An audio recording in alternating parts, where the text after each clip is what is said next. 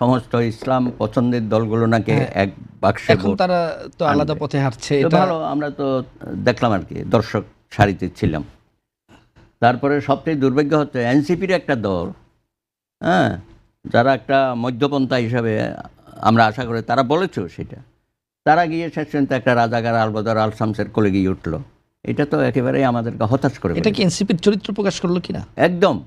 এটা তো বলার অপেক্ষা রাখা। তারা জোট করার পরে যেসব কথা বলতেছে না, হ্যাঁ, মনে হচ্ছে পুরা বাংলাদেশ জামাতে ইসলামী নিয়ে নিছে আর কি দখলে, এরকম একটা ভাবসাব দেখলাম। বিশেষত সাজ্জিদ আলম, সে তো মহা আনন্দের মধ্যে আছে।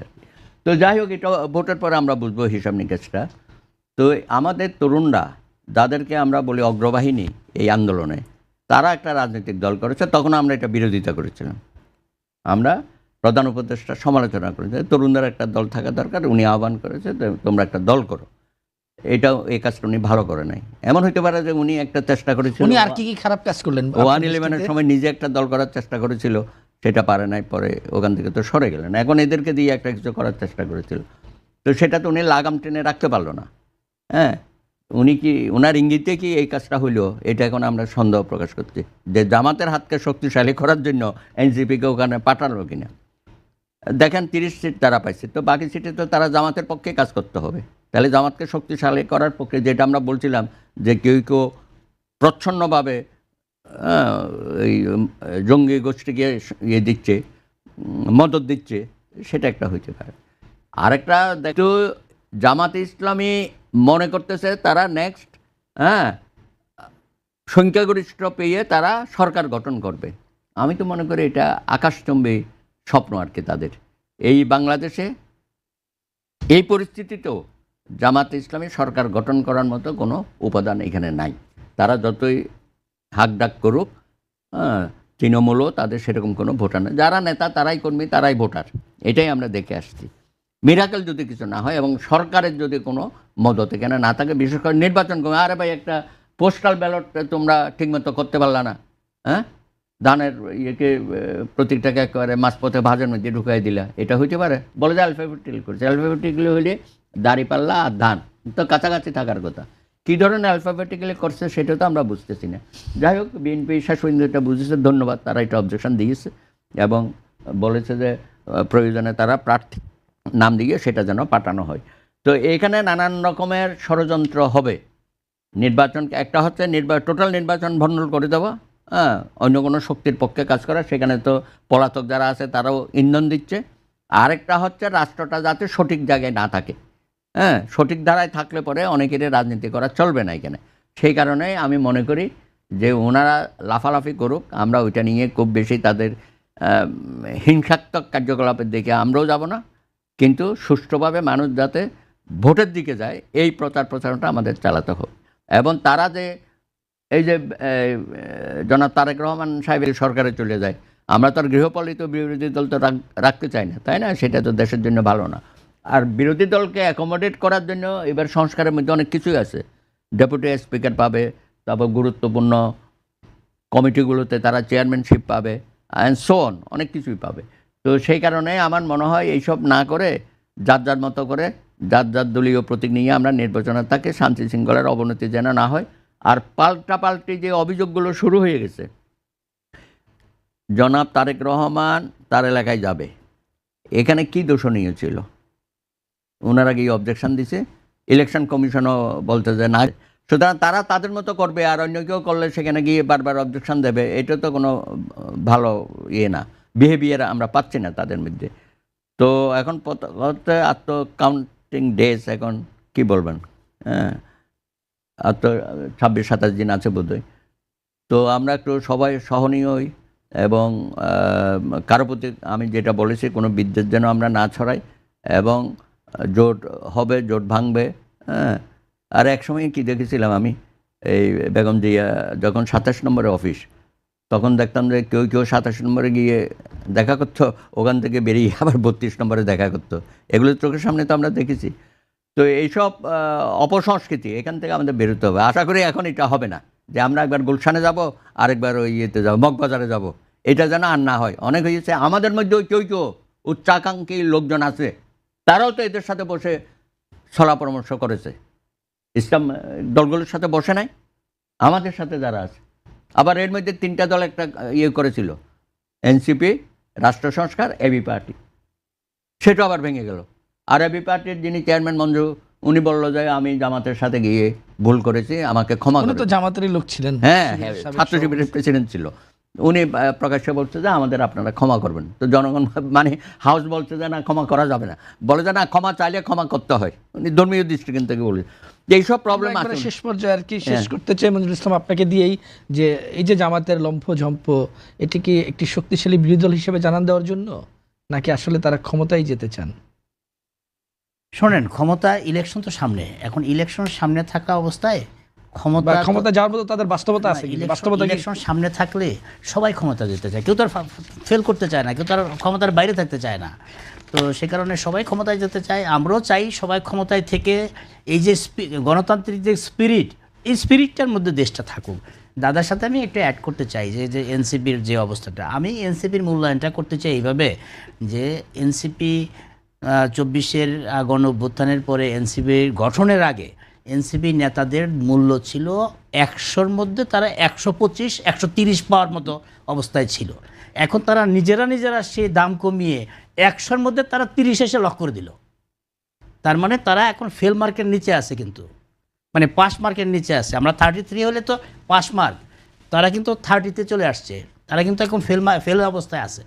সুতরাং যে দল গঠন হওয়ার 1 বছর সময়ও হয় নাই, যে দল গঠন হওয়ার সময়টা 1 বছরও হয় 8 মাস মাত্র, 8 মাস সময়ের মধ্যে যে দল 8 মাসের মধ্যে ইম্যাচিউর বেবির জন্ম দিল, যেখানে বিশাল বড় একটা ভাইব ছিল, সেই জায়গায় তারা নিজেরা সেটাকে 30-এ নামায় আসলো।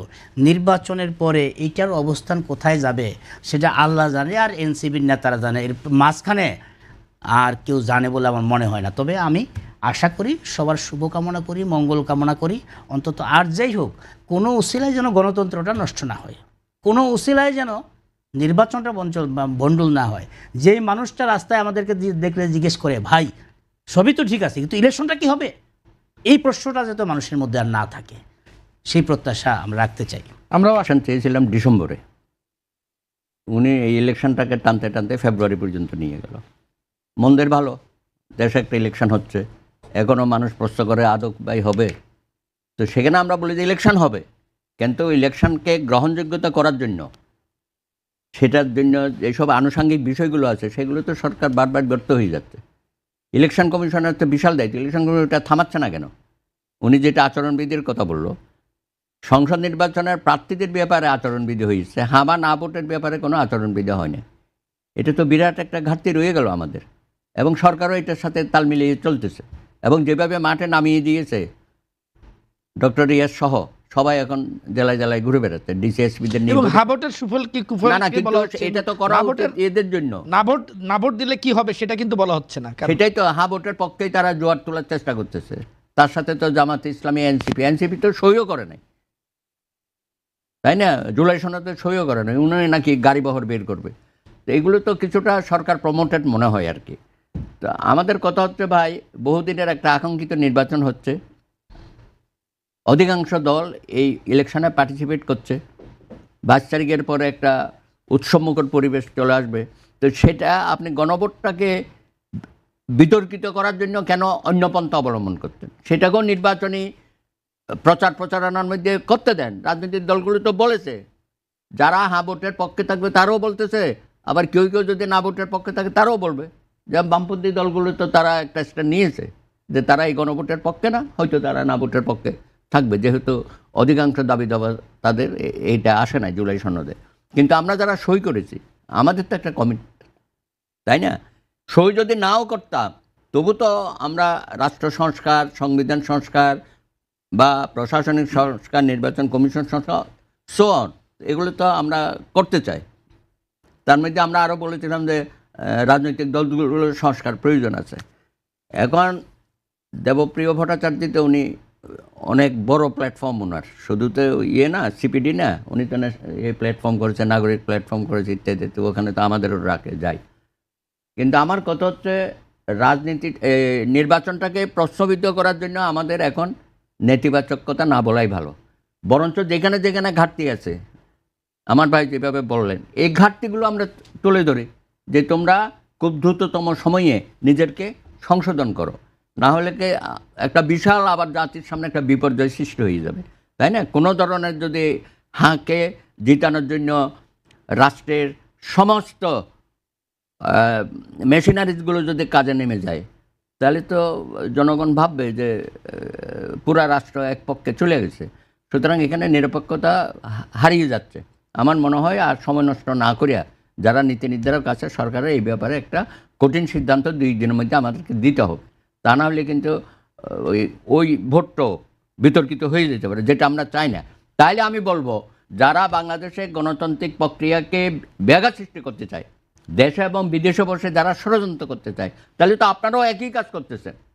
যারা প্রশ্ন করে যে উনি নির্বাচন দেবেন কিনা, উনি শিডিউল দেবেন কিনা, উনি শেষ পর্যন্ত নির্বাচনের মাঠে ভোটের দিন করবেন কিনা, এসব কথা হচ্ছে না। তো আপনারাও তো চাচ্ছেন যে একটা কিছু ঘটিয়ে এটাকে ভণ্ডুল করে দেওয়া। তারপরে এখানে যে হত্যাকাণ্ডগুলো হচ্ছে, রাজনৈতিক হত্যাকাণ্ড বা সাধারণ মানুষের নিরাপত্তার প্রশ্ন, এগুলো তো আপনি সঠিকভাবে করতে পারছেন না।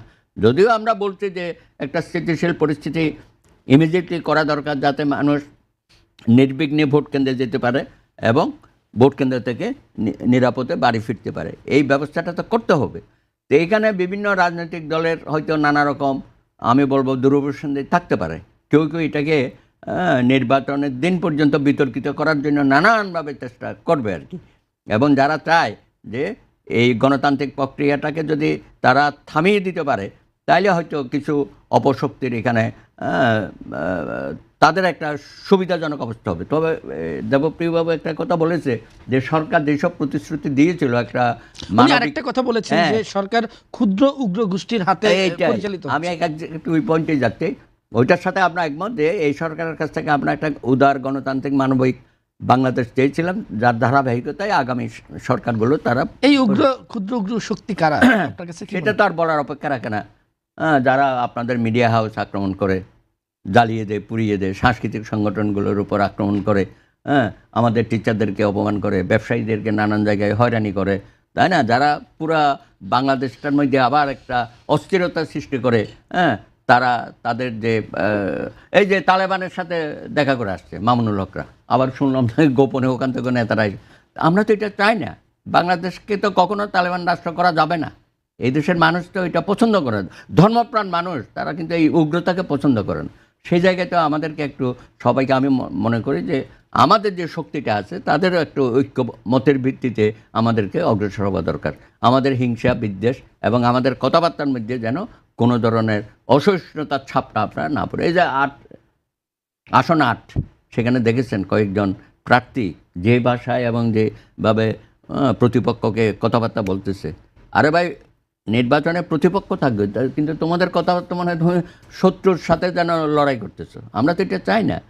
একটা হৃদ্যতাপূর্ণ পরিবেশে যেন আমরা নির্বাচনটা করতে পারি। এবং শুধু নির্বাচনটা তো একদিনের ভোট দিয়ে কি আমরা দেশ পরিচালনা করতে পারবো?